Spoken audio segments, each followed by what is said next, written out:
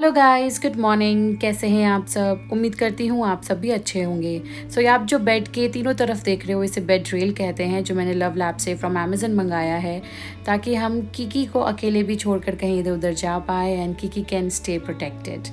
So this is very good. और फिर हो चुकी थी सुबह, और आज मैं जल्दी अराउंड 6 o'clock उठ चुकी थी, क्योंकि हमें जाना था कहीं। और मैं क्यों इतने दिनों से व्लॉग नहीं बना पा रही हूँ, ये सब देखने के लिए प्लीज़ स्टे ट्यून्ड।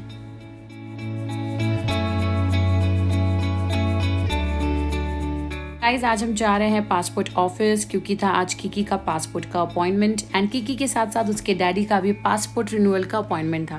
तो आज किकी एंड उसके डैडी दोनों का था पासपोर्ट अपॉइंटमेंट। और क्योंकि बच्चे के पासपोर्ट के लिए मॉम एंड डैड दोनों को जाना बहुत ज़रूरी होता है, तो इसलिए मुझे भी जाना पड़ा। तो बस अब हम निकल चुके थे पासपोर्ट ऑफिस के लिए, और हम थे ऑलरेडी लेट, क्योंकि हमारा 10 o'clock का मॉर्निंग का स्लॉट था और हम 9:30 तक घर पर थे। तो बस अब हम निकले थे फटाफट, क्योंकि नीलू भी लेट हो रहा था और नीलू आ चुका था नीचे। तो भैया गए थे मुझे और किकी को नीचे ड्रॉप करने।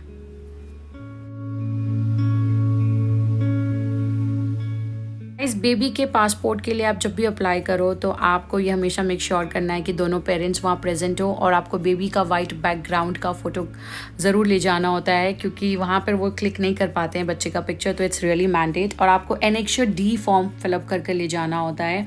और बच्चे का जो पासपोर्ट फ़ोटो होता है, वो मेक श्योर करिए आप कि उनके दोनों ईयर्स विजिबल हो, जो कि किकी का नहीं था, और मुझे वापस से जाकर क्लिक कराना पड़ा था। और आप बड़ों के पासपोर्ट के लिए भी अगर आप जा रहे हो, तो आजकल ई-वेरीफाइड आधार कार्ड लगता है, उसका ज़ेरॉक्स एंड प्रिंट आउट भी रिक्वायर्ड होता है। तो वही सब नीलू लेने चला गया था, और क्योंकि हम वो सब लाना भूल गए थे, तो बस अब हमने सारे डॉक्यूमेंट्स का प्रिंट आउट एंड एवरीथिंग कर लिया था collect. And since passport office के बाहर ही इसे स्टॉल्स लगे होते हैं, तो उन्होंने भी हमारी बहुत हेल्प कर दी थी। हमने फटाफट किकी का पासपोर्ट फ़ोटो भी क्लिक करा लिया था। और ये देखिए, ये एनेक्शियर डी जो आपको फॉर्म फिलअप करना होता है। फिर उसके बाद मैं ज़्यादा शूट कर नहीं पाई थी, हमें ऑलमोस्ट 2 घंटे लग चुके थे, क्योंकि नीलू का भी अपॉइंटमेंट था। तो मैं नीलू के लिए ज़्यादा वेट नहीं कर पाई, और मैं किकी को लेकर आ गई थी। पास में ही हमारा सैलून था, तो मैं आ गई थी सैलून। और मैंने बहुत दिनों से हेयर वॉश नहीं कराया था, तो मैंने लिया हेयर वॉश। और मेरे सारे staff, they are so good, they were taking care of Kiki.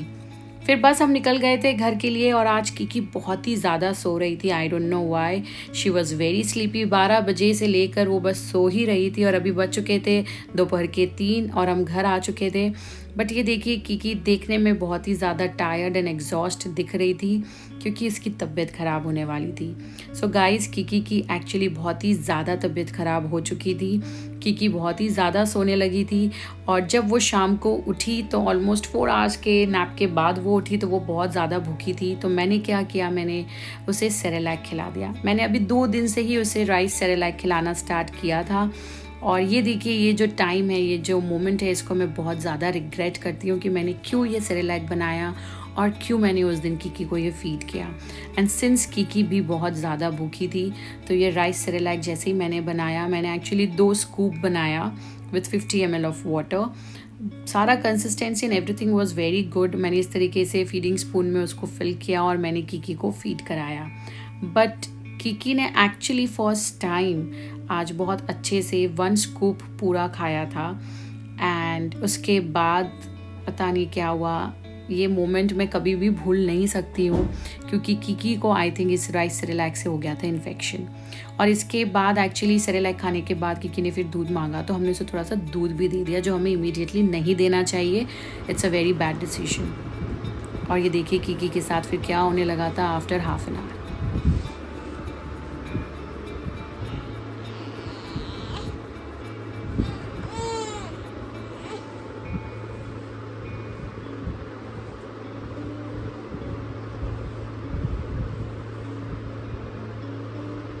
So Kiki के पेट में एक्चुअली दर्द उठने लगा था, उसे मरोड़ से आने लगे थे, और हमें पता नहीं क्यों ऐसा लगने लगा। मम्मी पापा को लगने लगा कि उसे लग गई है नज़र, तो मम्मी ने सबसे पहले उसकी नज़र उतारी। और किकी ना थोड़े थोड़े देर में उठकर बस रो रही थी और फिर सो जा रही थी, मतलब वो आंखें खोलने को भी बिल्कुल भी रेडी नहीं थी। तो उसके बाद मम्मी ने फिर एक और तरीके से नज़र उतारा, पान के पत्ते में सरसों का तेल लगाकर उसके पेट पे इस तरीके से मसल कर फिर उसको जलाया, और जलाने के बाद जो वो राख होता है पान के पत्ते का काला, वो उसके नेवल में लगाया। After all this technique, Kiki was still unwell. उसके पेट में अभी भी बहुत दर्द हो रहा था। तो मैंने सोचा कि मैं उसे थोड़ा सा कॉलिक एड दे दूँ, तो मैंने उसे थोड़ा सा कॉलिक एड भी पिलाया। बट कॉलिक एड पिलाने के बाद भी ये देखिए after half an hour Kiki की हालत क्या थी।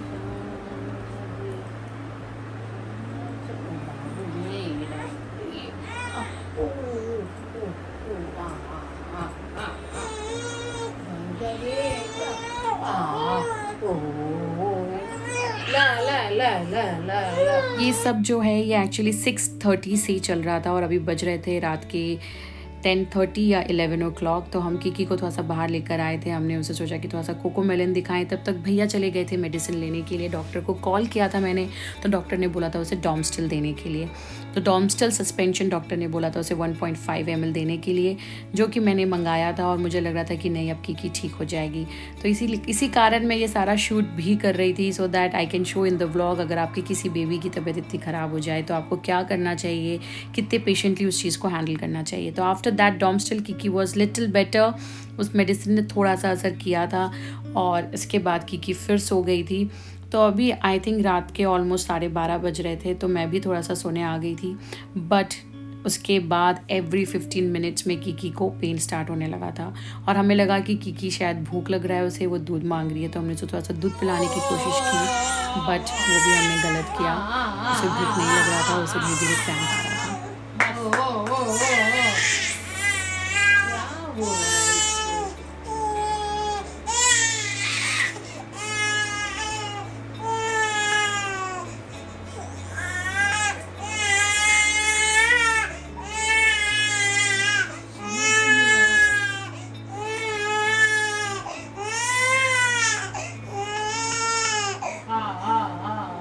सो अब बज रहे थे रात के 1:30 और मैंने नीलू को कॉल किया कि प्लीज़ तू कार लेकर, हाँ हमें कीकी को लेकर हॉस्पिटल जाना पड़ेगा, क्योंकि एवरी 15-20 मिनट्स में कीकी को क्रैम्प आ रहा है और उसकी तबीयत बहुत ज़्यादा बिगड़ रही है। और इसी तरीके से फिर मैं सबसे पहले कपड़े चेंज कर बैठ गई थी। फिर मम्मा को बोला था, फिर मम्मी भी गई कपड़े बदलने के लिए। फिर हमने कीकी को किया रेडी और उस बीच में कीकी एक बार और उठ चुकी थी और इसके बाद मैं बिल्कुल भी शूट नहीं कर पा रही थी, क्योंकि हम सब की अब हालत हो चुकी थी ख़राब। हम सब अब बहुत ज़्यादा डर चुके थे, क्योंकि कीकी बहुत ज़ोरों से एवरी 20 मिनट्स में रो रही थी और फिर सो जा रही थी। वो बिल्कुल भी आंख नहीं खोल रही थी। एंड आप बिलीव नहीं करोगे, हमने उसे कॉलिक एड, डॉम्स्टिल, P100 सब दे दिया था। फिर हॉस्पिटल लेकर गए। हॉस्पिटल में भी डॉक्टर्स ने कहा कि we can not do anything right now, you have to wait for 12 hours, it's a severe food infection या सीवियर एसिडिटी, बट आपको 12 आवर्स तक देखना पड़ेगा और उसके बाद नहीं हुआ तो हमें इसे एडमिट करना पड़ेगा। सो फिर next day early morning around 9:30 मैंने कीकी को दिया coconut water and then suddenly I realised कि शायद इसे गैस हुआ होगा। तो मैंने उसके जो बैक है उसको जैसे रब किया, उसने बहुत सारा प्यूक किया एंड वोमिट किया। एंड देन उसके बाद खाटू श्याम जी की कृपा से उसकी तबीयत ठीक हो गई, उसे वो क्रैम्प आना बंद हो गया। तो फिर मैंने उसे डॉक्टर के पास लेकर गई थी। डॉक्टर ने बोला आप आज इसे रैंटैक दोगे just for once before any feed. तो फीड के 20 मिनट्स पहले मैंने उसे रैंटैक दिया और फिर मैंने उसे किया फीड। एंड फाइनली कीकी अभी थोड़ा सा दूध पी रही थी, क्योंकि उसके पेट में बिल्कुल भी दर्द नहीं था। सो खाटू श्याम जी की कृपा से और डॉक्टर की कृपा से कीकी थोड़ी सी ठीक हो चुकी थी, बट अभी भी थोड़ी सी क्रैंकी थी। हम सब रात भर से जगे हुए थे।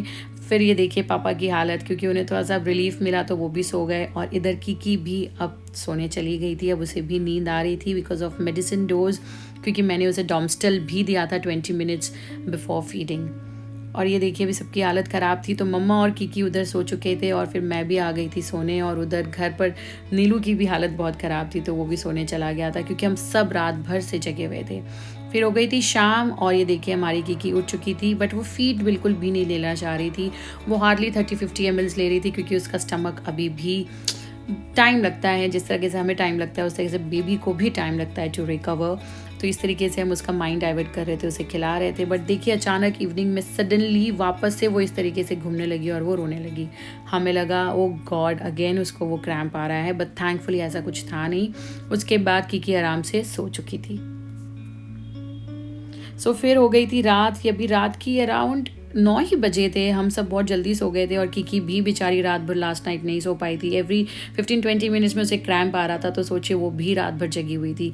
तो आज किकी भी बहुत सोई और हम भी बहुत सोए। फिर 9 बजे भी हम सब सोने चले गए थे। मैंने किकी को किया लास्ट टाइम फीड और मैं बस आज किकी को ऐसा लग रहा था कि बस उसे देखती ही रहूं और भगवान को मैं बहुत थैंक यू कर रही थी। सो बस मैं इतना ही शूट कर पाई गाइस। आज के लिए इतना ही, फिर मिलते हैं अगले व्लॉग में। Till then bye bye, take care.